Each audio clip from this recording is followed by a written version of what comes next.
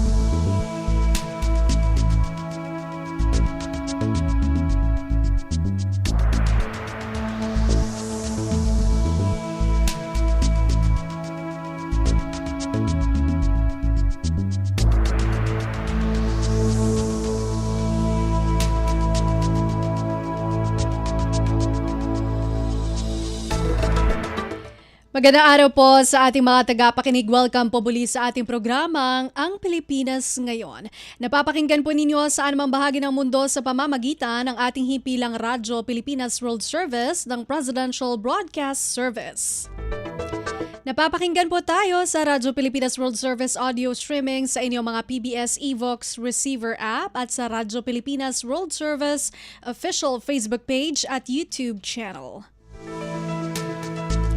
At napapakinggan na rin po ang Radyo Pilipinas World Service para po sa ating mga kababayang overseas Filipino workers at mga seafarers sa mga sumusunod na shortwave frequencies. Ang English program po tuwing 10 a.m. hanggang 11:30 a.m. mapapakinggan sa 15.640 MHz, 17.750 MHz at 21.720 MHz. Ang Filipino program naman po tuwing 1:30 a.m. hanggang 4:30 a.m. mapapakinggan sa 12.120 MHz, 15.190 MHz at 9.920 MHz. Ito po si Bea Gaza de Guzman. Samahan po ninyo ako sa kabuuan ng ating programa ngayong araw. Kapapalooban pa rin po ng panayam mga mahahalagang balita mula dito sa ating bansa kasama na ang mga segmentong business, sports, showbiz at ang mga ulat mula sa iba't ibang rehiyon ng Pilipinas. Antabayanan po sa inyo na sa ilang sandali ang kabuuan ng ating programang Ang Pilipinas Ngayon. Mga kaganapan sa Kamaynilaan at mga kalapit na lalawigan dito sa Ang Pilipinas Ngayon.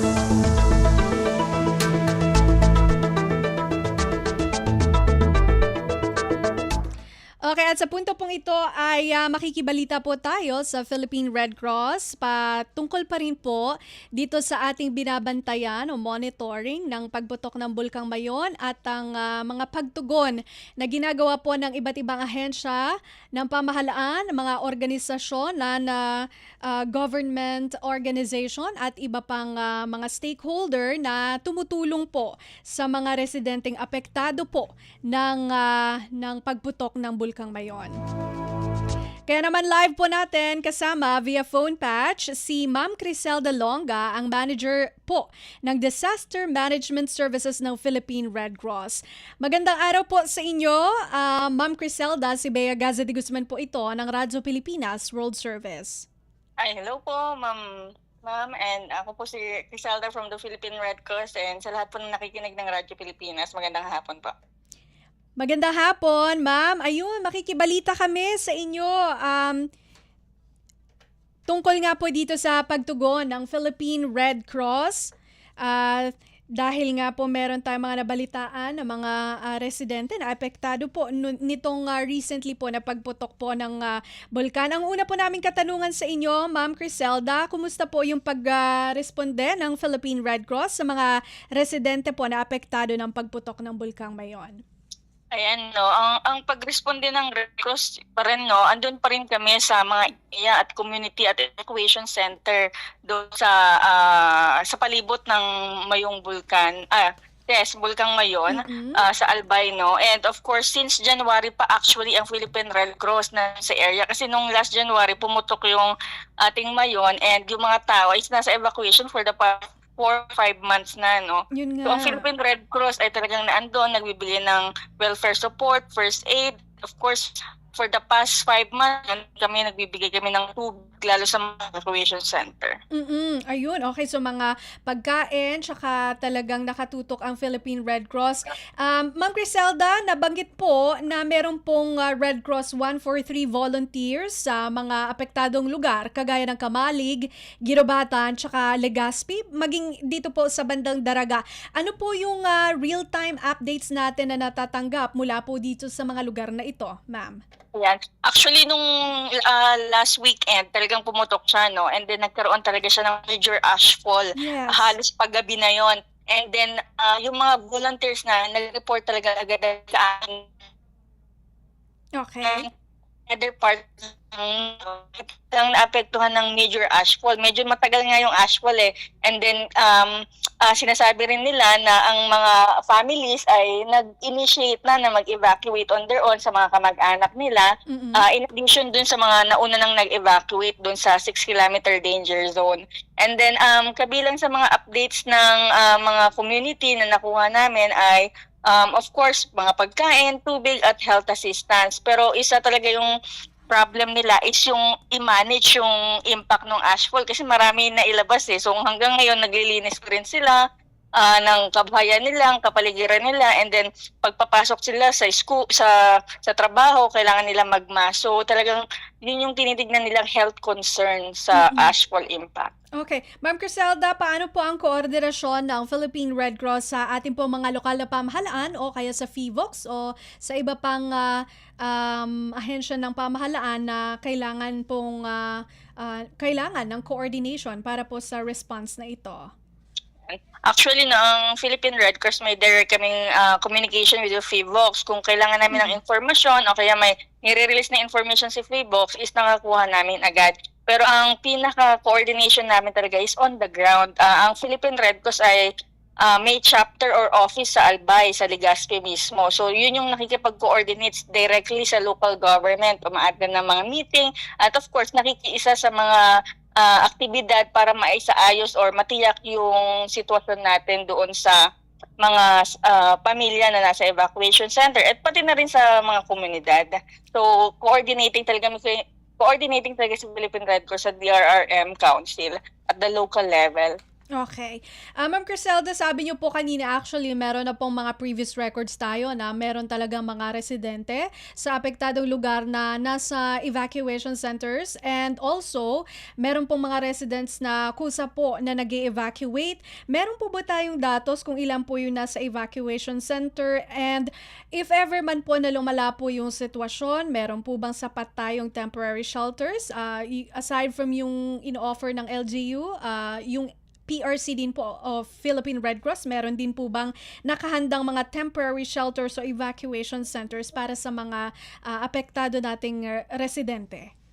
Ayan. So actually, as of the moment, reports on the ground, meron tayong more than 4,000 in center.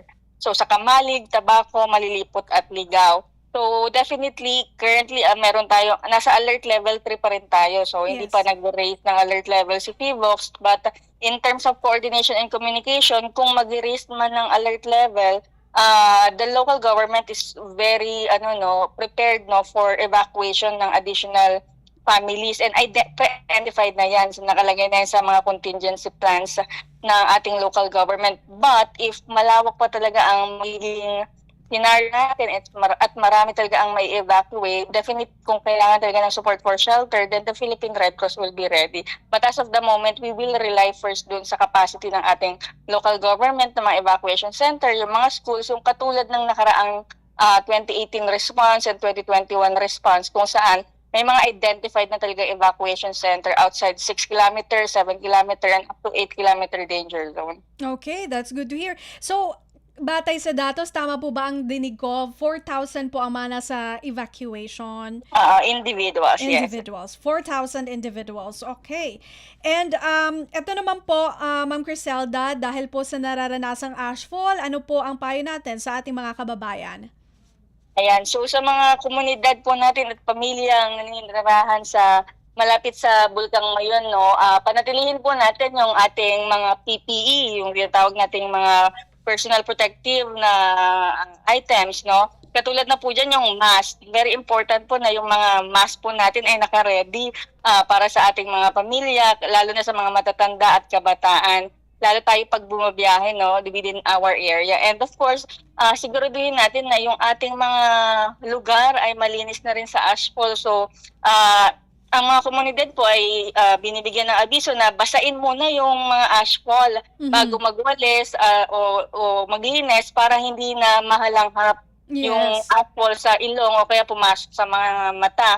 And then of course, di ba ang ashfall galing yan sa langit. So, yung mga bubong natin ngayon, meron siyang ashfall. Pero, pag dumami pa yon or pag nabasa pa yon, baka mag-cause yun ng damage sa ating mga bubong at masira yung ating kabahayan. So, as much as now, as much as possible, linisin na natin agad at wag na natin intayin na mag-ashfall ulit para madagdagan yung mga ashfall sa bubong at baka makasira yun ng ating kabahayan. So, inikayat po namin na ma-ensure gumamit ng mga mask o kaya goggles o kaya salamin at of course, linisin yung ating kapaligiran para hindi rin makontaminate yung ating mga tubig at yung mga ating pagkain.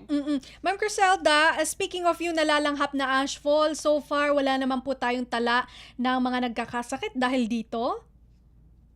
As of the moment, no, wala pa namang major situation in terms of health. I think na ma-manage naman yun sa mga komunidad. Kung may kailangan man, I think nasa yung mga nurses and doctors natin na nakastation sa barangay and evacuation center ay nagbibigay ng mga paunang lunas. Okay. Ma'am Criselda, sa ngayon sa ating monitoring, ano po ang pinakakailangang kagamitan o tulong sa mga apektadong lugar?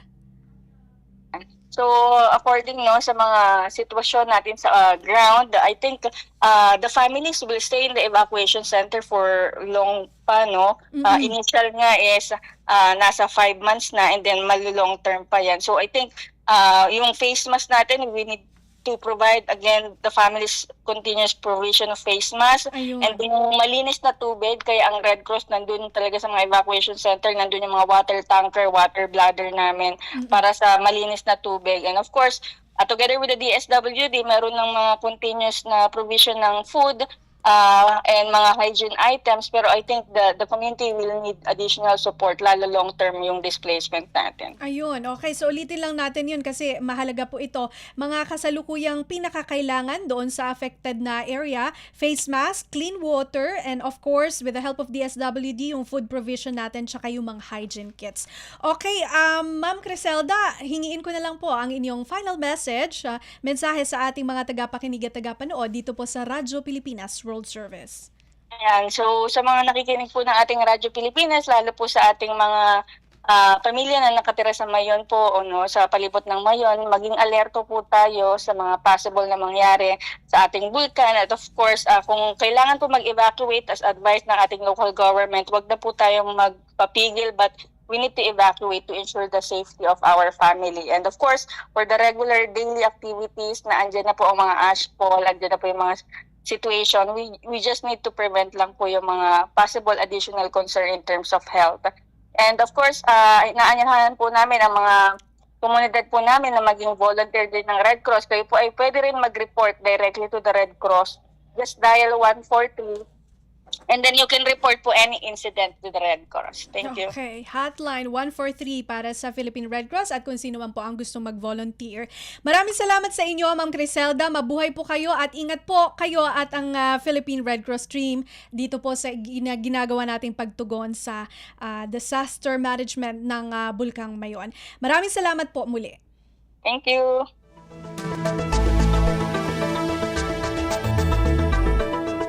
Iyan po si Ma'am Criselda Longa, manager po ng Disaster Management Services ng Philippine Red Cross. Ayan, inaantabayanan po natin ang Presidential Presidential Communications Office press briefing po ni Undersecretary Yusek Claire Castro, pero sa ngayon ay wala pa, kaya sige, magpapatuloy muna ang ating balitaan. Antabayanan niyo po, baka maya-maya ay sasenyasan na tayo dito ni Steph. Okay, in the meantime, moving on po sa ating balitaan. Syempre, patungkol pa rin po sa ating minomonitor na pagputok ng Bulkang Mayon. Panganib ng pyroclastic density current mula sa Bulkang Mayon ipinaliwanag ng PHIVOLCS. Si Manuel Francisco sa detalye. Kaugnay ng naitatalang pyroclastic density currents o uson mula sa Bulkang Mayon nitong mga nakalipas na araw, ipinaliwanag ng PHIVOLCS ang peligrong dulot nito para sa pinaigting na pag-iingat ng publiko. Sa panayam ng Radyo Magazine kay PHIVOLCS Supervising Science Research Specialist Dr. Paul Alanis, nagbabala ito ukol sa nagpapatuloy na mataas na aktibidad ng bulkan. Yung pyroclastic density current po, simple description, magkahalong ano po ito, magkahalong mga mainit na bato, mainit na abo, mainit na volcanic gases na gumugulong pababa sa dalisdis or slope ng isang bulkan during an eruption, at yung bilis po nito minsan nag-exceed ng 30 to 60 kilometers per hour. Pababa po yun. So mahirap po talagang, hirap iwasan yan. Napakainit po nito. Minsan po nag-exceed po, mas mataas sa 600 degrees Celsius. Samantala, nananatili pa rin nakataas ang Alert Level 3 sa Bulkang Mayon at mahigpit na ipinagbabawal ang pagpasok sa 6-kilometer permanent danger zone. Mula sa Radyo Magazine para sa Bagong Pilipinas, ito si Manuel Francisco. Radyo Pilipinas, Radyo Publiko. Pasada ng mga balita mula sa Pilipinas para sa mga Pilipino saan man sa mundo. Ang Pilipinas ngayon. Sa iba pang pangunahing balita, pinatitiyak ni Pangulong Ferdinand R. Marcos Jr. sa Department of Agriculture o DA ang supply ng bigas at pababain ang presyo nito sa gitna ng epekto ng Middle East crisis. Ayon kay Palace Press Officer Attorney Claire Castro, iniutos ng Pangulo kay Agriculture Secretary Francisco Chu Laurel Jr. sa ika-6 na Uplift Committee meeting na gawin ang lahat para mapababa ang presyo ng bigas at maprotektahan ang mga consumer. Inatasan din ng puro ehekutibo ang mga otoridad na habulin ang mga hoarder at profiteer na nagsasamantala sa sitwasyon. Iniutos ng Pangulo na aksyonan ang mga hoarder at nagsasagawa ng profiteering. At kapag napatunayan na may sabwatan para tumaas ang presyo ng bigas, hindi mag-aatubili ang gobyernong kasuhan ang mga sangkot at ang maaaring pagpapataw ng price cap. Press Officer Attorney Claire Castro. Kumpleto, detalyadong balitaan, di papahuli sa mahahalagang kaganapan. Kamustahin ang inang bayan, ang Pilipinas ngayon.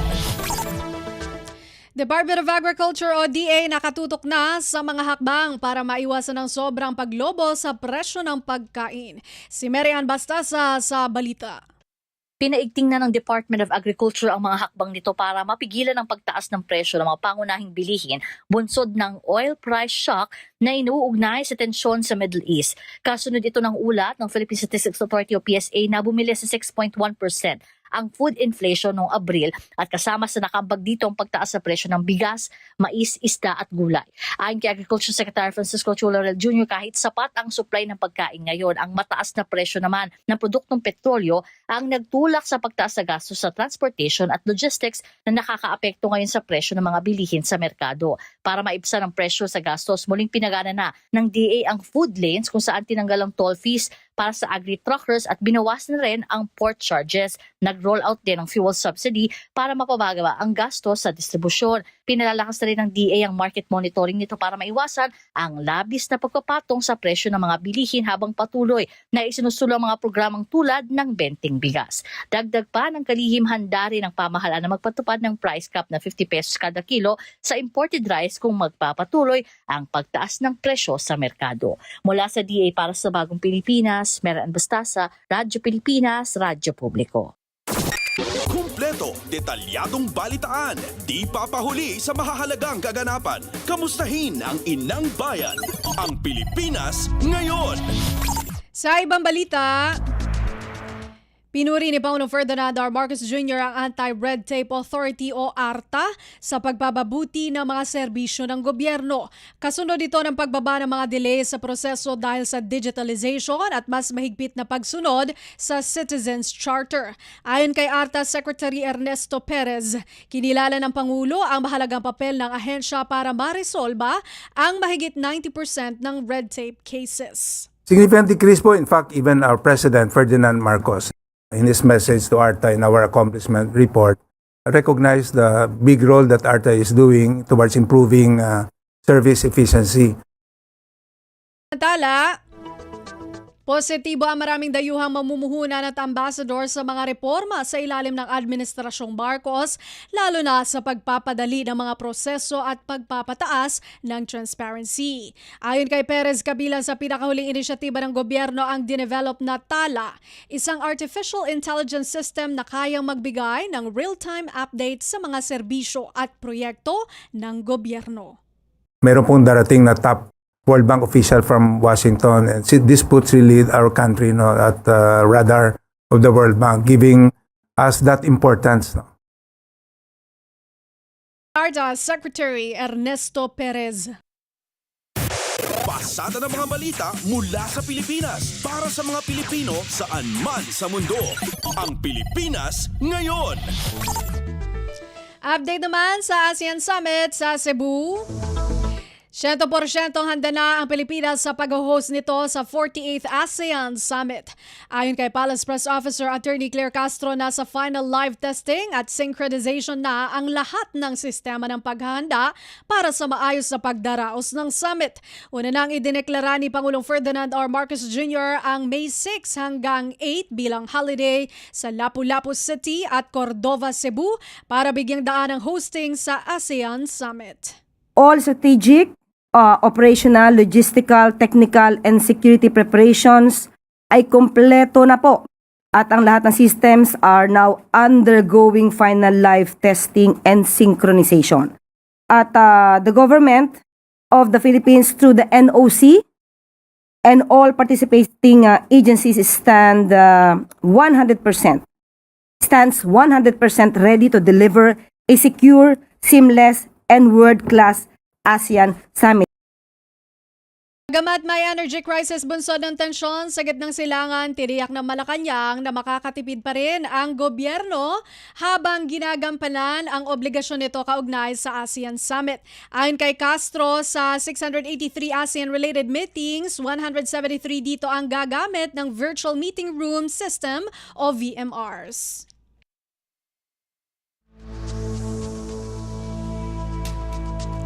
Sa punto pong ito ay papapasukin po natin ang Presidential Communications Office briefing na pinangungunahan po ni Undersecretary Palace Press Officer Attorney Claire Castro.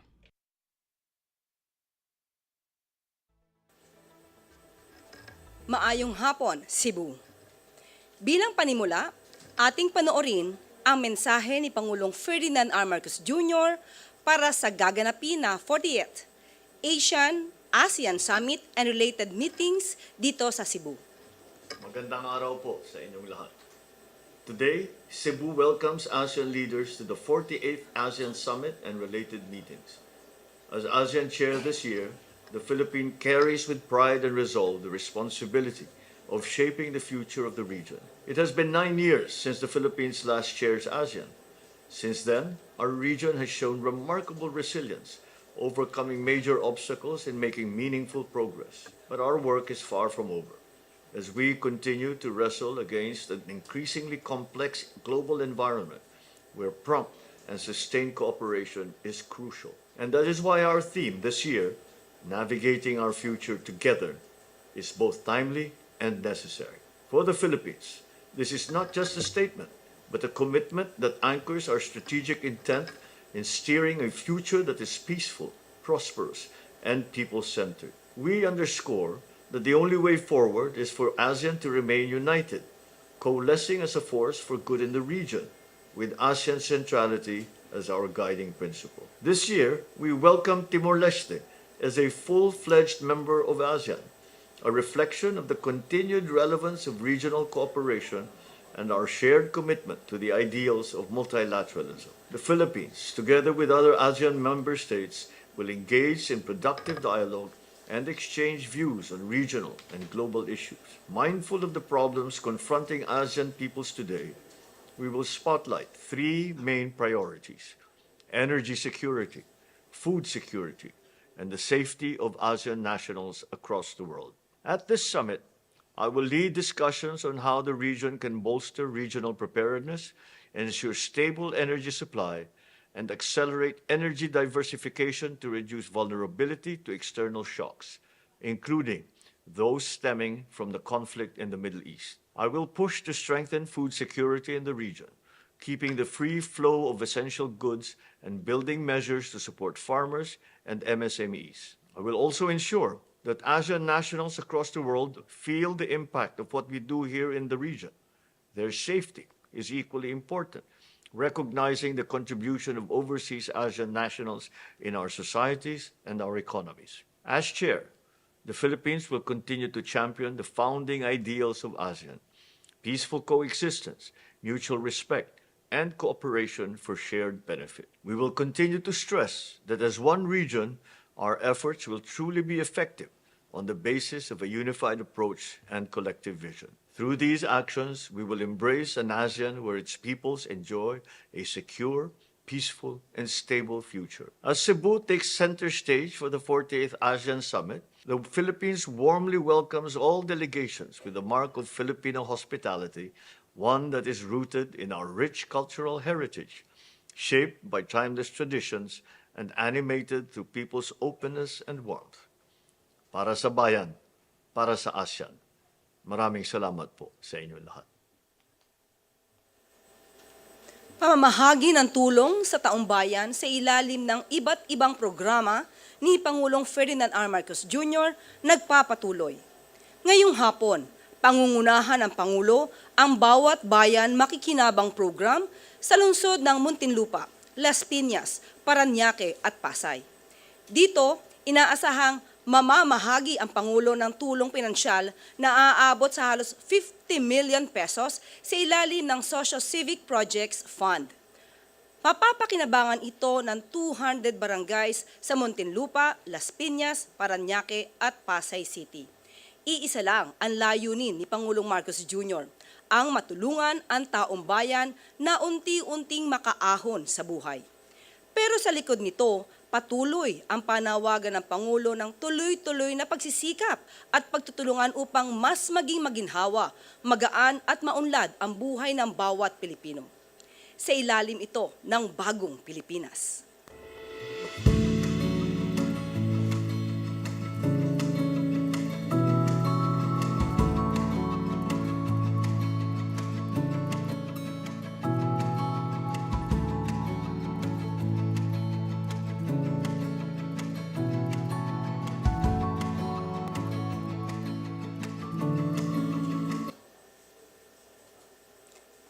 At para sa ASEAN-related updates, makakasama natin si Assistant Secretary Dominic Xavier Imperial, ang tagapagsalita ng DFA para sa ASEAN Summit.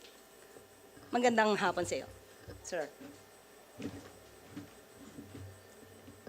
Magandang hapon po sa inyong lahat. Thank you very much, UC Claire.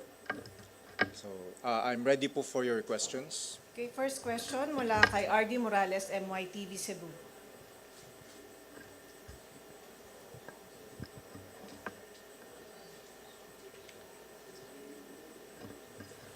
This is with regards to the preparation of our ASEAN. Nung bago po, 2 weeks before itong highly anticipated natin na summit, we noticed in some parts of Lapu-Lapu City and Cordova, particularly in Pilipog Road, which was a very dark road. Ngayon po, mapansin namin na meron na pong mga ilaw.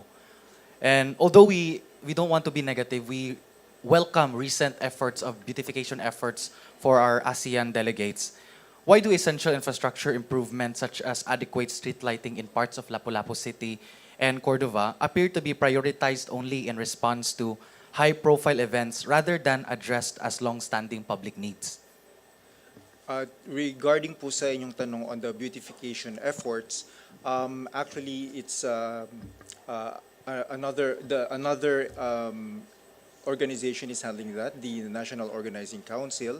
But what I can share with you is when it comes to events such as the ASEAN Summit, usually we really do prepare for these summits because after all we are welcoming our other delegations, and at the same time we want to showcase the Philippines, and the purpose of that is not only to be welcoming but to also show to the world that we are ready, that we are committed, and that we are ready for business. Kumbaga, it also attracts investments. So in that regard, maganda po yung patutunguhan nitong mga beautification projects. However, yung detalye po nito, I won't be able to provide because I think it would be better for the National Organizing Council to address that. Okay. Sunod na tanong mula kay Jessa Agua Ilanan, Radyo Pilipinas, Cebu. With the recalibration of some of the ASEAN 2026 meetings from face-to-face to virtual, this is following the directive of President Ferdinand Marcos Jr. May we ask, sir, how much has the Philippine government saved in terms of expenses in as far as ASEAN hosting in Cebu and the Philippines is concerned? As the President mentioned, the preparations is really bare bones. And for instance, what I can cite at the moment is instead of a long summit this week, we shortened it. The Leaders Summit is only for 1 day. And we're deferring the other day of that to the next summit. And when it comes to the preparatory meetings, we have also shortened that. It was supposed to start on the 5th. But the working group has shifted to online or video conferencing. So that saved a lot of money in terms of delegates coming here and using venues for that purpose. Now on the preparatory meetings for the SOM leaders and the ministers, that was also shortened and keep very austere the preparations. Sunod na tanong mula kay Nathaniel Sandoval, Bombo Radio, Cebu.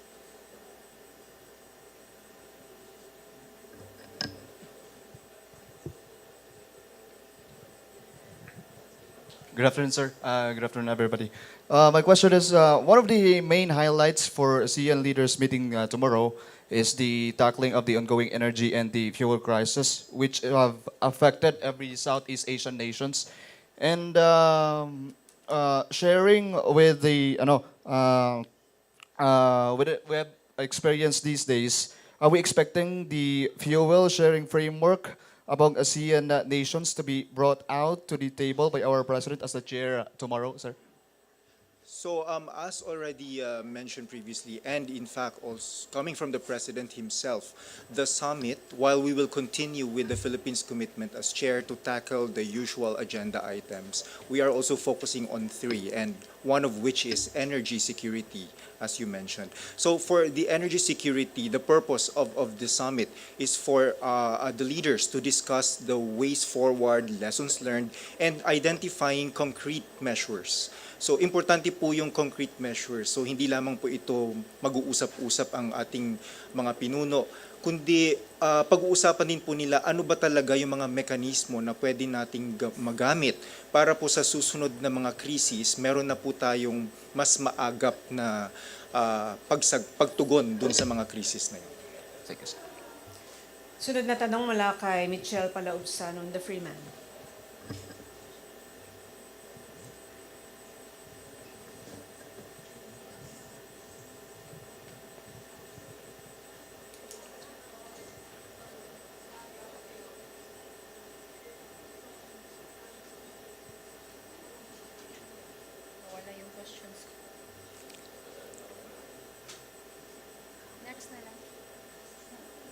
Okay.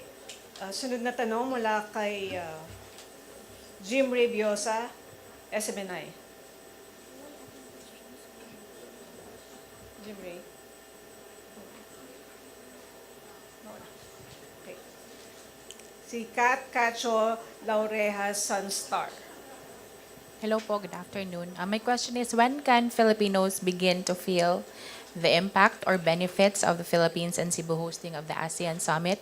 And may we know also how many additional jobs were generated by the Philippines hosting of the summit, especially for Cebu? Thank you. Maraming salamat po sa tanong. Actually po yung impact nitong ASEAN, yung chairship natin, matagal na po nating nararamdaman ito. Although naintindihan po natin na yung ating experience as regards the impact of the chairship and of the ASEAN, of course ano po yun, iba-iba sa bawat sa atin. Sinabi ko po yun na nararamdaman na po natin yung impact because unang-una po when we look at the security and political situation in the region, not only in the Philippines, malaking tulong po iyon na merong kapayapaan sa ating rehiyon sapagkat yung pong situation na yon, actually it gives everyone confidence na pwede silang makipag-partner with the Philippines, especially sa mga investors, pati po yung mga private sectors. And leading to the economic pillar, yung pong trade na ating tinatamasa ngayon dahil sa ASEAN and especially with this chairship, marami po tayong sinusulong na mga priorities on that. So yung pong mga trade na yon, actually they're already ongoing. We already experienced that. At nakakatulong po yun sa mga MSMEs and dahil po doon, nakakatulong din po yun sa trabaho, sa kabuhayan ng mga kababayan po natin. And then, yung sa ano naman po, yung sa third pillar natin, yung socio-cultural, gusto ko rin pong banggitin yun. Kasi yung climate change po na natatamasa na natin, hindi lang sa Pilipinas, kung hindi sa rehiyon din at sa buong mundo, marami na pong pag-uusap tungkol doon sa ASEAN. And yung mga capacity building, technical assistance, pati po yung mga policies, lahat po yun meron na tayo at yun po ay gumagana na. At dahil po doon, mas handa po tayo sa mga kailangan nating gawin pag mayroon tayong mga natural calamities. At the same time, yung partnership po natin sa mga dialogue partners, importante din po yun kasi tumutulong din sila sa atin. So nakakatulong yon sa mga pangangailangan natin ng Pilipinas para matugunan natin yung problema na dinudulot ng climate change. Okay, sunod na tanong mula kay Rafi Ayeng, Daily Tribune. Hi sir, good afternoon sir. Sir, sino po yung mga leaders na nag-confirm na to attend and to join the ASEAN Summit? And do we have a rough estimate of the number of foreign contingents coming in to Cebu? On the leaders, all the leaders are attending. And for Myanmar, they will be represented by the permanent secretary of their Ministry of Foreign Affairs and the SOM leader. You mean the entire delegation of the ASEAN member states? Mahirap pong i-estimate yon because yung yung mga delegasyon may sarili silang numero kung ilan po yung sasama sa kanila. But kung titingnan po natin yung basic, we have only the 11 leaders plus yung kanilang ministers and yung kanilang SOM leaders and yung kanilang director general. So kung isusuma total po natin yun, maliit lamang po yun. Subalit yun nga po, meron pa silang discretion po ng mga leaders na samahan sila ng iba pang officials nila. Sir, may we know the reason bakit hindi po makakarating yung leader ng Myanmar? We are guided by the leader's decision. Nung meron pong lumabas na desisyon yung mga leaders noon na because of the situation in Myanmar, so ang decision po noon for the summits, the representation of Myanmar would be their SOM leader and the permanent secretary. And for that reason, dahil hindi naman po nabago yun, at wala pa naman pong bagong desisyon yung mga leaders, so ganun pa rin po, the representation of Myanmar stands. Okay, sunod na tanong mula kay Jervis Manahan, ABS-CBN. Hello po. Kanina po, dun sa earlier briefing po ninyo, you mentioned that separate negotiation yung sa South China Sea Code of Conduct, but you said na encouraging naman yung commitment of the countries. So is this a categorical answer na hindi matidiscuss ang COC in this year's ASEAN Summit? It will be discussed during this summit. It will form part of the discussions under specific agenda, which is the regional and international issues. So it will still be part of the discussions. But no binding agreement is expected to be. Yes, it's a different one. The negotiations is a different meeting. Thank you. Sunod na tanong mula kay Ace Romero, Philippine Star. ASEC, you mentioned that there will be a joint statement on the Middle East crisis. Do you see any challenge or any impediment or any ticklish issue with regard to that, given that the U.S. is a partner of the ASEAN and the U.S. is very much involved in the war in Iran? So how do you see the discussions with regard to that issue? We're actually very confident about the declaration on that, on how ASEAN will respond to the Middle East crisis. We do not see any impediment. In fact, we are very encouraged by the commitment of all the ASEAN member states. The main purpose really here is for all the member states, ASEAN, to be able to come up with measures that will help us respond not only to the current situation now, but also to other future crises. And I want also to mention ASEAN centrality. That's very important, and it's also a priority of the Philippines as chair to uphold ASEAN centrality. And I think that's what we are seeing, especially for this outcome document.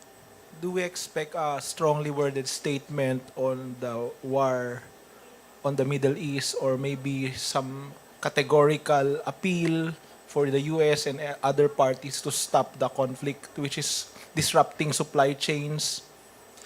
The document is being negotiated, so I don't want to preempt it. But what I can share with you right now is there will definitely be a reference to that. Okay, wala nang katanungan tungkol sa Harley Balbuena IDC 13.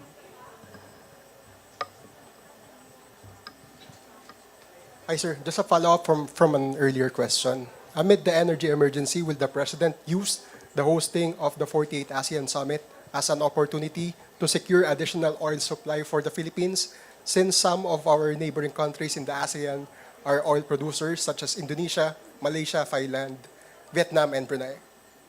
So again, the negotiations are ongoing, but I don't want to preempt the result of what we will have after the summit. But we are again confident that what will come out of this is something that will be beneficial not only to the region but especially to the Philippines. We are happy to see that all ASEAN member states are really united in finding a way for us to support each other. And that already includes whether one ASEAN country will need something and one ASEAN country will be able to provide something. So those are part of the negotiations. Okay, wala nang katanungan tungkol sa ASEAN.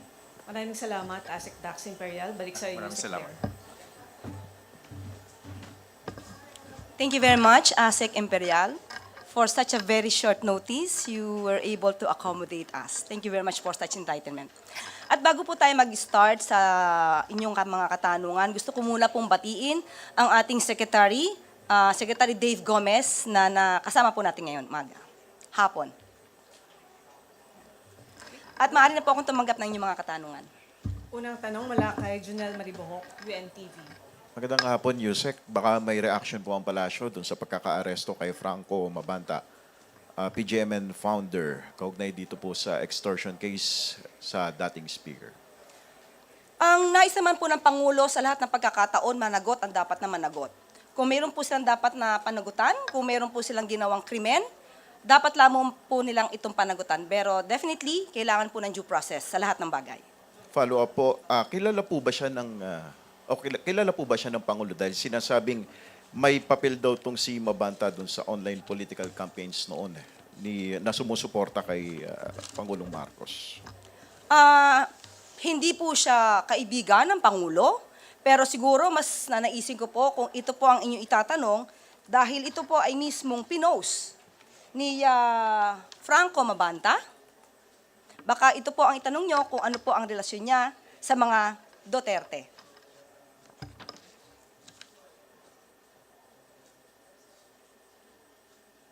Nandiyan pa nga po si Harry Roque.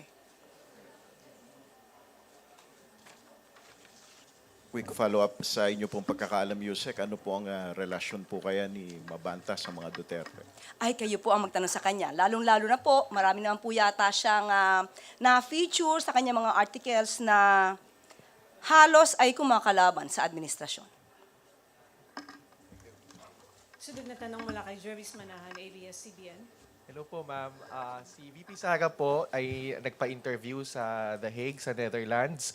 And sinabi po niya na the country is facing a triple whammy from rising fuel costs, a weakening peso, and soaring inflation.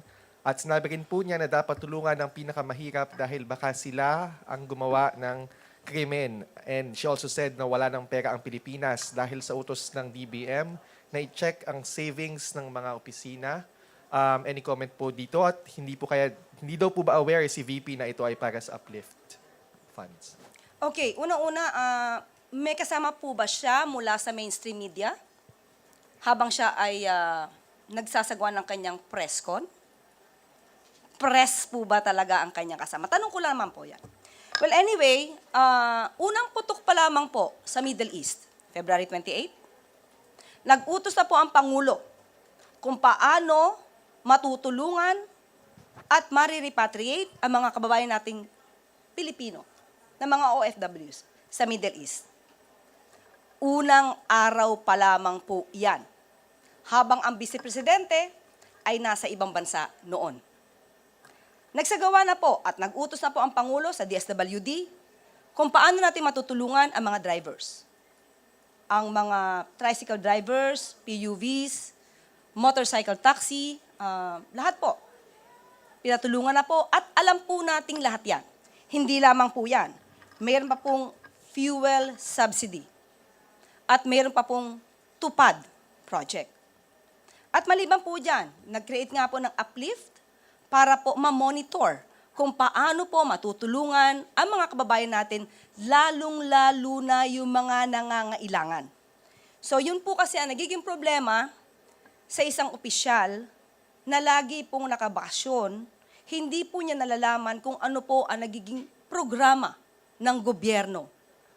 Sa kasalukuyan po, tayo po ay abala sa ASEAN Summit, ang Pangulo ay abala sa ASEAN Summit, pero ang Vice Presidente ay nakabakasyong muli. Sunod na tanong mula kay Rafi Ayeng, Daily Tribune. Hi, Yusek. Good afternoon po. Reaksyon na lang ng Malacanang sa doon naman sa trade of tirades and allegations sa pagitan naman ni Executive Secretary Ralph Recto and Batangas Representative Leandro Lebiste. Hindi po ba pinagsasabihan ng palasyo si ES na huwag na lamang patulan ang issue? Kasi sabi kasi ni Representative Lebiste, and I quote, "At sa totoo lang, enjoy na enjoy ako dito, lalo na't pinapatulan ako ng Little President at iba't ibang mga kongresista. Tinawag nga akong kulang sa pansin, di ba? Baka mas madismaya pa ako kung hindi nila ako papansinin." Oh, di ba, tanong niyo po, dapat bang patulan pa ni ES Ralph Recto? Eh di sana po ang mainstream media at ibang mga SOCMED dapat hindi na rin siya patulan. Dahil ang sabi niya ay kulang lamang daw siya sa pansin.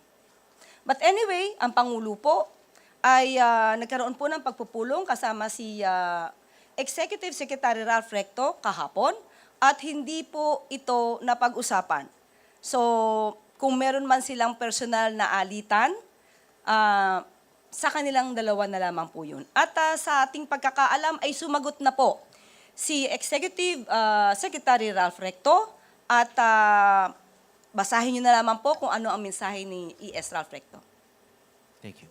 Sunod na tanong mula kay Luis Sacabato, Inquirer.net. Good afternoon po, Yusek. What is the update on the government's response efforts to those affected by the recent activity of Mayon volcano, especially since Albay has already placed several areas under state of calamity? Yes, opo. Unang-una po, inutusan na po ng Pangulo ang lahat ng mga concerned agencies at sa ngayon nga po ay nagbigay ng pinaka-update na report ang DSWD. Nakapagbigay na po ng 93,373 food packs, 1,402 ready-to-eat food boxes, and 7,634 non-food items. At nandun din po ang continuous debris clearing operations, kasama po ang, of course, ang Office of the Civil Defense, DPWH, BFP, PNP, LGUs, and other concerned agencies. Nandyan din po ang maintaining strict enforcement of 6-kilometer danger zone and evacuation protocols, and to ensure proper management and operations of evacuation centers, and to sustain, of course, the provision of essential services, kagaya po ng pagkain at iba pang mga pangangailangan, and provide health services to affected persons. And of course, kasama rin po dito to provide veterinary care for evacuated animals and to conduct post-disaster assessments. So yun po, patuloy pa po hanggang sa ngayon ang pagmamonitor dito po sa nagaganap sa Mayon Volcano, sa Albay. Sunod na tanong mula kay Carl Magada, Daily Tribune. Yusek, may we have an update on status of DOLE Secretary Laguesma? Meron po kasi mga balita na sinasabi nila na meron ng sakit and baka possibly mapapalitan na siya. Pagka po meron na po akong update, ay ipapahayag ko po sa inyo agad-agad. Thank you. Okay, wala nang tanong mula sa Cebu Media at sa Malacanang Press Corps. Balik sa iyo, Yusek Claire. At bago tayo magtapos, Philippine National Police patuloy na pinagkakatiwalaan ng maraming Pilipino. Ayon ito sa pinakabagong tugon ng masa survey na isinagawa ng Okta Research mula March 19 to 25 ngayong taon.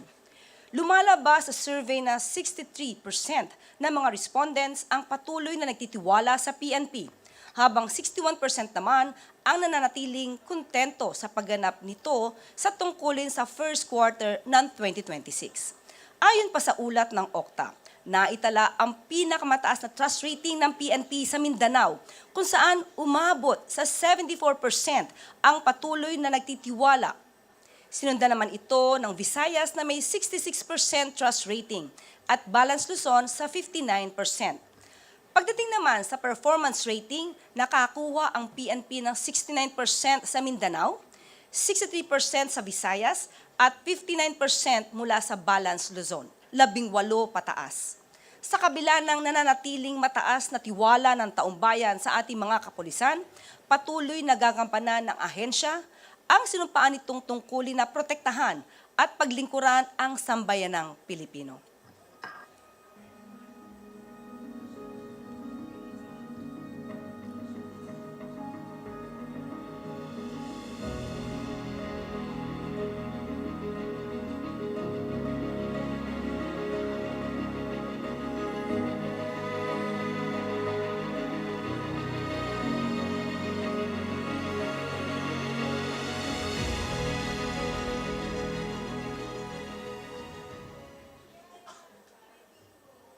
At lagi po natin tandaan, ang bagong Pilipino ay handang mag-alay ng talino at kasanayan para sa ikauunlad ng bayan.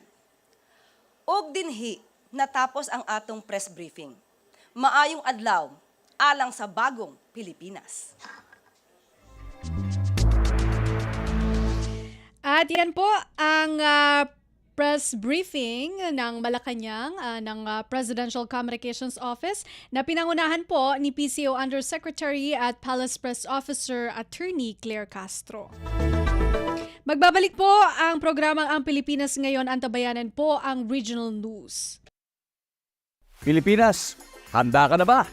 Ang ating million peso question. Kapag may pumutok na bulkan malapit sa inyong lugar at sinabayan pa ng malakas na ulan, ano ang kailangan mong iwasan? Letter A, ex mong hindi ka naman pinahalagahan?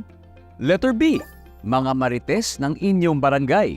O letter C, mga ilog at sapa dahil pwedeng magkaroon ng lahar? Kung C ang sagot mo, may tama ka.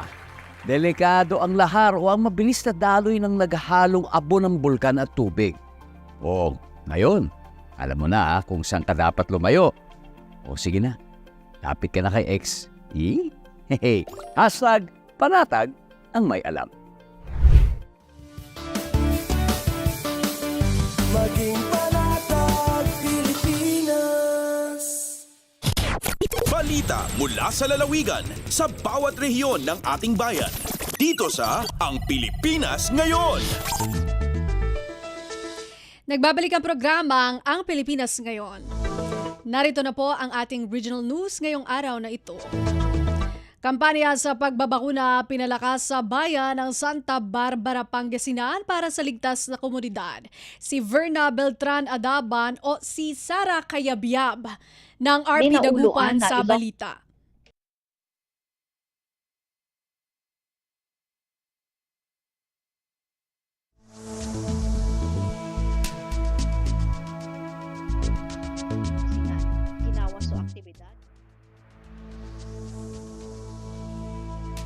Binauluan na Ilocos Center for Health Development dyan pa na Magloya Health Promotion Unit so kampanya unungad say kamaungan na panbakuna ya walay teman bakunado protektado dyan Balaya Santa Barbara Luyag Pangasinan. Ginawa so aktibidad dyan pantutulungan na sa lokal na gobyerno na Santa Barbara Municipal Health Office ng Provincial Department of Health Office o PIDOHO.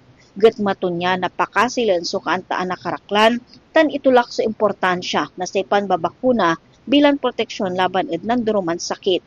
Jad agawan programa intampok da so bakuna jingle tan poster making contest. Yan ang silbin plataforma. Kaya na ibaga ed karaklan so importante iran mensahe unungod sa immunization.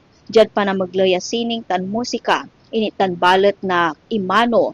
So, importante na papel na sa bakuna kaya naiwasan iray sakit tan sa panag-alwar at abiglaman at komunidad.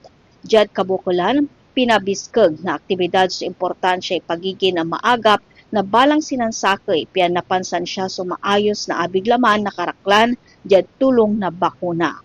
Manlala po Dagupan City, Sara Kayabyab para Radyo Pilipinas, World Service. Balita mula sa lalawigan sa bawat rehiyon ng ating bayan. Dito sa Ang Pilipinas Ngayon. Maraming salamat kay Sara Kayabyab. Overseas Workers Welfare Administration o OWA, Mountain Province, inanyayahan ang mga overseas Filipino worker o OFW at kanilang pamilya na samantalahin ang mga programa at serbisyo ng ahensya. Magbabalita si Donna Cawisbalio ng RP Bontoc. Inaloko iti OWA Mountain Province Field Office dagiti OFW ken pamilyada nga pagnumaran dagiti programa ken serbisyo ti ahensya. Sigon ken ni Family Welfare Officer Jennifer Morrison adu dagiti programa ti ahensya para kadagiti OFW ken kapamilyada. Iti naangay a 44th anniversary celebration ti Overseas Workers Welfare Administration dito'y Mountain Province. Tinalantan ni Morrison ti reintegration program a pakairamanan ti Balik Pinas, Balik Hanap Buhay program. Daytoy a programa ket para kadagiti distressed OFWs a nagawid dito'y Pilipinas kapu iti saan a nasayaat a kapadasan da ijay abroad. Dagiti kwalipikado dito'y ket dagiti active ken inactive nga OWA members. Mabalinda a maikan iti tulong pinansyal amang rugi iti 5,000 piso aging gana iti 20,000 piso depende iti membership status da. Gapo ditoy impalagip na kadagiti OFW asiguraduan da nga updated kanayon ti OWA membership ita mabayadan kat nasurok 1,500 pesos wenno katumbas ti $20 ama i-renew tunggal 2 taon. Manipod dito'y Bontoc, Donna Cawisbalio para iti Radyo Pilipinas World Service. Balita mula sa lalawigan sa bawat rehiyon ng ating bayan. Dito sa Ang Pilipinas Ngayon. Birth Registration Assistance Project sa mga barangay ipinatutupad ngayon sa lungsod ng Tabuk. Si Renzi Rawaki ng RP Tabuk sa balita. Awan ko ma iti taga syudad Tabuk nga awan iti legal identity na. Dahito iti gapo no apay nga may patpatong pali ti Barangay Visitation Birth Registration Assistance Project wenno BRAP. Mandato dahito iti Office of the Civil Registrar General Memorandum Circular Number 2023-06 kunani City Civil Registrar Head Randixon Galay ti LGU Tabuk, isuda mismo iti mapan kadagiti barangay tapno ipatungpal iti panagparehistro. Dinawat namat kadagiti opisyalis ti barangay nga tumulong iti daytoy nga programa tapno nabalegi iti panangiparehistro ng runa dagiti awan pay legal document of birth registration da iti city government. Dinakamat na pay nga dati siya magasut 85 nga individual iti awanan birth registration dito syudad iti Tabuk. Manipod DZRK Tabuk City, Renz Joaquin, agipadpadamag para iti Radyo Pilipinas World Service. Balita mula sa lalawigan sa bawat rehiyon ng ating bayan. Dito sa Ang Pilipinas Ngayon. Provincial Disaster Risk Reduction Management Council, PDRRMC, Emergency Operations Center alert status sa Quezon Province, itinaas sa Blue Alert. Epekto na El Nino sa lalawigan, pinaghahandaan. Detalye mula kay Tom Alvarez ng RP Lucena. Itinaas sa Blue Alert ang PDRRMC Emergency Operations Center o EOC alert status sa lalawigan ng Quezon. Ayon sa nakasaad sa PDRRMC Memorandum Circular Number DHT-07 na nilagdaan ni Quezon Governor Dr. Herantan. Ang nasabing Blue Alert status ay bilang paghahanda sa potensyal na epekto ng El Nino sa lalawigan. Inatasan din ang mga response cluster members na magsagawa ng kaukulang preparedness measures, magpakalat ng tama at mahalagang impormasyon tungkol sa El Nino at i-activate ang EOCs sa kani-kanilang nasasakupan. Kabilang din sa inilabas na memorandum ang ilang preparedness measures na kailangang isagawa, katulad ng 24/7 monitoring and coordination sa mga inaasahang maapektuhan lugar, tracking of grass fires at iba pang heat-related incidents, documentation of heat-related health cases, advisories and heat index alerts at marami pang iba. Mula sa lungsod na Lucena, Tom Alvarez para sa Radyo Pilipinas World Service. Balita mula sa lalawigan sa bawat rehiyon ng ating bayan. Dito sa Ang Pilipinas Ngayon. Kauna-unahang solo parent program sa El Nido, Palawan, matagumpay na nairaos. Mag-uulat si Lizelle Pilapil ng RP Palawan. Matagumpay nga inabo kano lamang sa munisipyo ang El Nido ang kauna-unahang Solo Parents Day Celebration 2026 nga igbuhat sa Julius Garden Hotel sa Asambit nga munisipyo. Ing pangunan iyang municipal government iyang El Nido ang pagselebra dya paagi sa Solo Parents Program Municipal Social Welfare and Development Office o MSWDO. Naging tema sa selebrasyon ang hindi ka nag-iisa sa iyong pag-iisa, yakap at kalinga para sa solo parents. Digi ay ing kilala ang isig, sakripisyo, ig ang hindi matatawarang dedikasyon ni ang mga solo parents sa komunidad. Ang igserbir ang importanteng padamdam mga aktibidad nga dya nga biken lamang isarang mga solo parents tingid kabangkya anda ang lokal nga gobyerno nga aga paabot da kuno suporta igpapalangga sa kada solo parent sa asambit nga komunidad. Aning digi sa Radyo Pilipinas Palawan, dya si Lizelle Pilapil para sa Radyo Pilipinas World Service. Balita mula sa lalawigan sa bawat rehiyon ng ating bayan. Dito sa Ang Pilipinas Ngayon. Iligal na pagkuha ng buhangin sa baybayin ng barangay Tomaligues, Calbayog City, Samar, in-inspeksyon. Narito ang report ni Suzette Prestencio ng RP Calbayog. Nagbuhat sa inspeksyon ang City Environment and Natural Resources Office o Centro Mineral Division sa Calbayog City sa Barangay Tomaligues, kahuman makakarawat sa report mahitungod sa diri otorisado nga pagkuha sa baras sa baybayon sa barangay. Ginpangunahan ni OIC Centro Head Christian Hitana ang operasyon kaupod si Attorney Xavier Pontojas tikang sa City Legal Office ng mga personahe sa PNP Palanaskara. Nakig-koordinar ang grupo sa mga opisyal sa barangay base beripikaron ang sitwasyon ngan masiguro ang pagsunod sa mga balaod may kalabutan sa pagmimina ngan proteksyon sa kalibungan. Sumala sa senro, importante ang pagmonitor sa sugad nga aktibidad agud maproteheran ang baybayon ngan malikyan ang posible nga pagkaraot sa palibot tungod sa ilegal nga pagkuha sa baras. Ginpahinumduman liwat sa mga otoridad ang mga nadadabi sa aktibidad nga nga istrikto nga ginbabawal ang diri otorisado nga sand extraction sa mga coastal area. Matikang sa Radyo Pilipinas Kalbayog, ini si Suzette Pretencio para sa Radyo Pilipinas World Service. Balita mula sa lalawigan sa bawat rehiyon ng ating bayan. Dito sa Ang Pilipinas Ngayon. Maraming salamat, Suzette Pretencio. Strategic planning for El Nino resilience ipinanawagan ng pamahalaang lungsod ng Tandag, Surigao del Sur. Mag-uulat si Raymond Aplaya ng RP Tandag. Nagpatawag og usa ka strategic planning for El Nino resilience ang kagamanan lokal ning syudad sa Tandag, Surigao del Sur. Gipangunahan among panagpulong ni Tandag City Mayor Roxanne Pimentel, kundi iyang gitigom ang usa ka technical working group aron i-draft ang komprehensibong action plan sa syudad batok sa El Nino. Kining maong aktibong lakang nagtumong sa pagproteher sa supply sa tubig, pagsuporta sa mga lokal nga mag-uma o pagsiguro nga matag Tandaganon, andam o protektado batok sa mga epekto sa taas nga huwaw. Human ini, usa ka citywide office-to-office information, education and communication o IEC campaign ang gilusad sa LGU kalabot ni ini.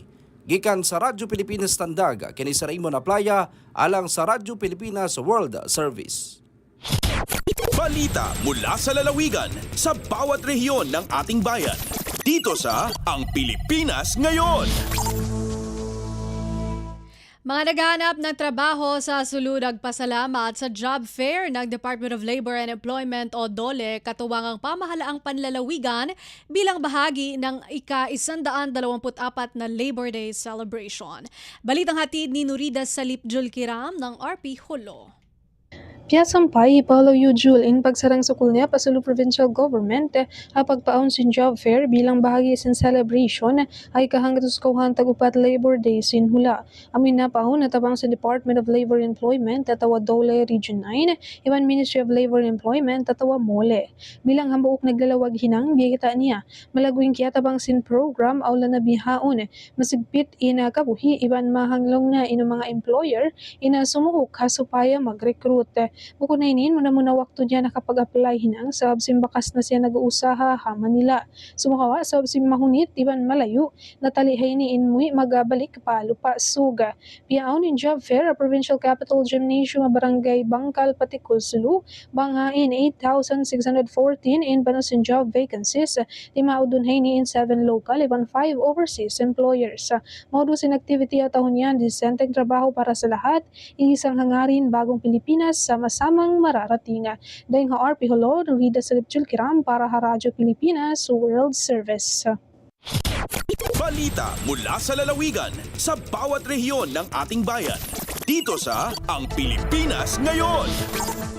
Narinig po rin yung mga balita mula po sa iba't ibang lalawigan dito sa Pilipinas sa pamamagitan po ng ating regional news. Susunod po ang ating balitang negosyo at kalakalan at balitang pampalakasan mula kay Erwin Peñano sa pagbabalik po yan ng programang Ang Pilipinas Ngayon makalipas ang ilang mga paalala.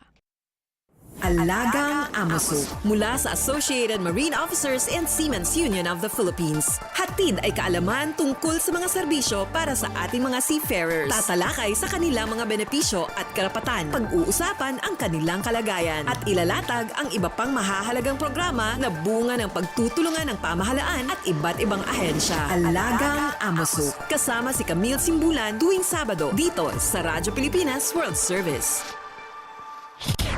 Lagay ng ekonomiya, kalakalan, negosyo at iba pa. Atin ang alamin dito sa Ang Pilipinas Ngayon.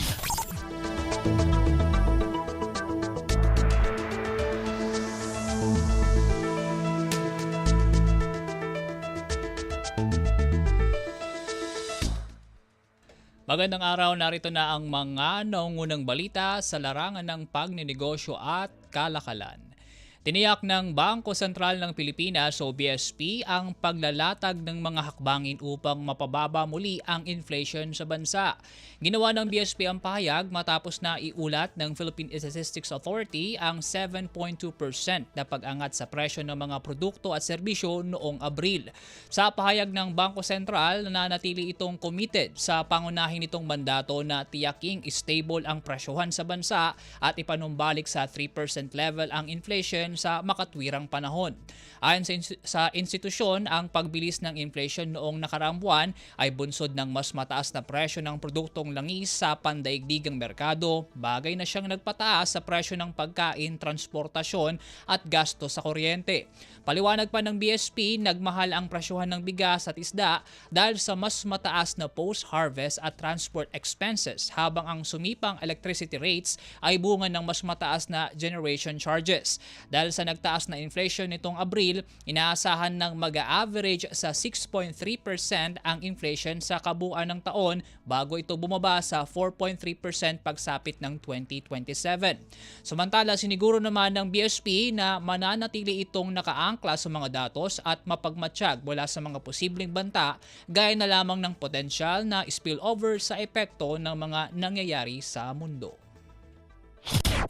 Lagay ng ekonomiya, kalakalan, negosyo at iba pa. Atin ang alamin dito sa Ang Pilipinas Ngayon.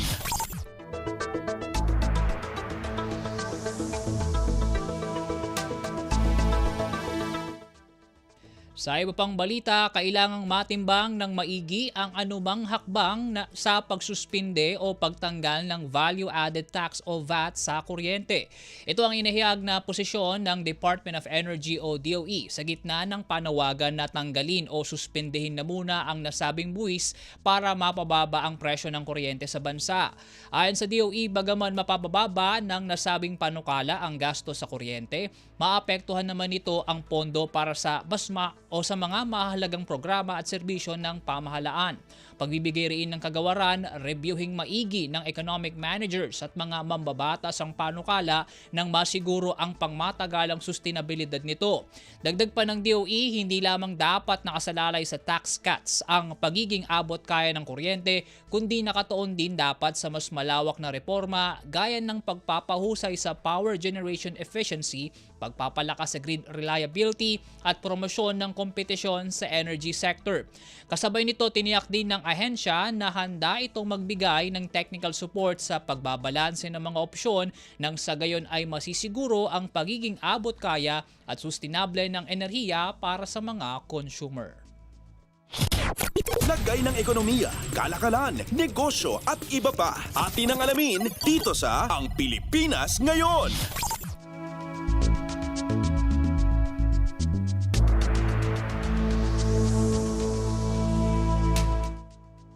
Lumago sa humigit 250 proyekto na may halagang aabot sa 3.16 trillion pesos ang nakapilang Public-Private Partnership o PPP project sa bansa.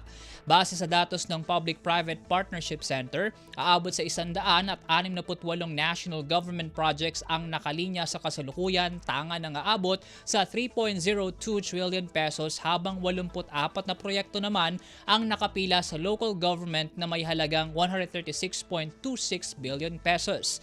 Nasa 174 na proyekto ay government-initiated, habang ang 57 ay unsolicited proposals. Sa mas mabusising paghihimay, malaking bulto ng mga proyekto ay nasa sektor ng riles na may halagang 1.97 trillion pesos, habang nakabuntot ang sa land transport at property development. Ayon kay PPP advisor Nigel Paul Villarete, pinaka-attractive na sektor pa rin sa ngayon ay ang sa transportasyon, lalo't mahalaga itong driver para tumakbo ang ekonomiya buwad sa pag-uugnay nito sa mga kalakal, tao at kapital. Ibinahagi naman niya na sa kabila ng malaking bilang ng mga PPP project, karamihan dito ay nasa early stages pa lamang dahil sa problema sa pagpopondo at sa mga sagabal sa implementasyon. Samantala, sa kabila ng global uncertainties o pandaigdigang kawalang katiyakan bunsod ng mga issue gaya ng gulo sa Middle East, naniniwala ang mga analysts na walang malakihang slowdown o pagbagal sa PPP activity sa bansa, bagaman asahan na rin nila ang bahagyang pag-iingat ng mga investor. Lagay ng ekonomiya, kalakalan, negosyo at iba pa. Atin ang alamin dito sa Ang Pilipinas Ngayon.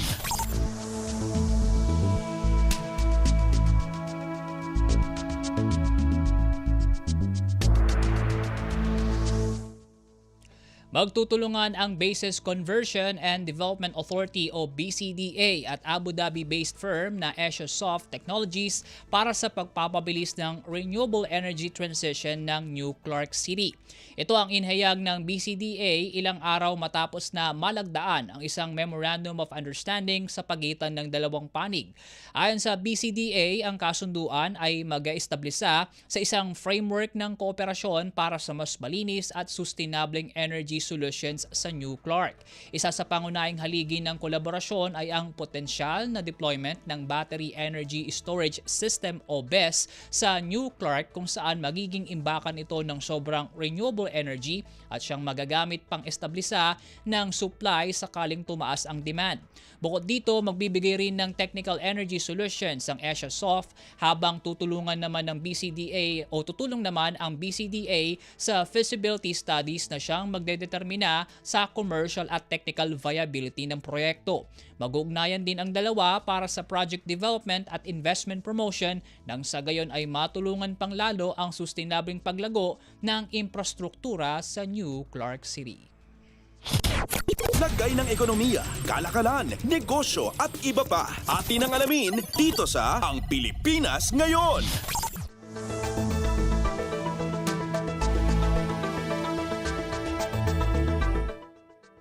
At para naman sa ating foreign exchange rates ngayong araw, Mayo 6 taong kasalukuyan, ang palitan ng piso sa United States dollars ay nasa 61 pesos and 68 centavos, 39 centavos sa Japan yen, 48 pesos and 37 centavos sa Singapore dollar, 4 centavos sa South Korea won, 9 pesos and 3 centavos sa China yuan, 7 pesos and 87 centavos sa Hong Kong dollar, 83 pesos and 57 centavos sa United Kingdom pound, 72 pesos and 14 centavos sa euro, 45 pesos and 29 centavos sa Canada dollar, at 16 pesos and 44 centavos sa Saudi riyal.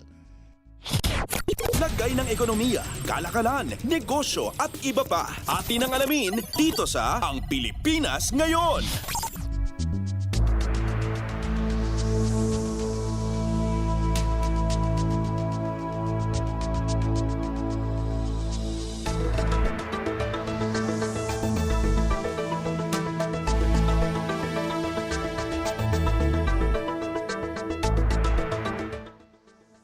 At yan po mga may init na balita sa larangan ng pagninegosyo at kalakalan. Ako po muli si Win Peñano para sa balitang negosyo at kalakalan. Samantala, balik po tayo sa programa kasama po si Miss Bea Gasa de Guzman.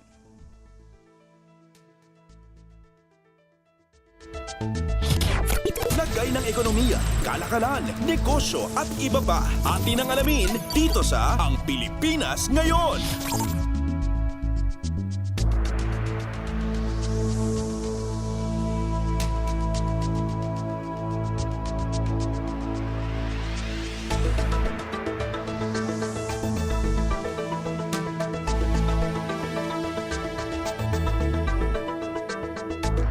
At yan po ang kabuuan ng ating programang Ang Pilipinas Ngayon. Maraming salamat sa ating mga nakasama sa technical side kina Bilo Janela, Susan Aison, Anthony Pimentel, Hiro Lucero at Justin Osias sa ating Warcast. Maraming salamat din sa ating executive producer Steph Vicente sa mga nag-ulat sa iba't ibang lalawigan ng ating bansa para sa ating regional news at kay Erwin Peñano para sa Balitang Business. Maraming salamat din sa ating station manager Mr. Ray Sampang. Hanggang sa susunod na edisyon ng ating programang Ang Pilipinas Ngayon, ito po si Bea Gaza de Guzman. Magandang araw. At yan ang Pilipinas Ngayon. Muling samahan sa parehong oras at alamin ang pinakahuling mga kaganapan at balita saan man kayo naroon. Ang Pilipinas Ngayon.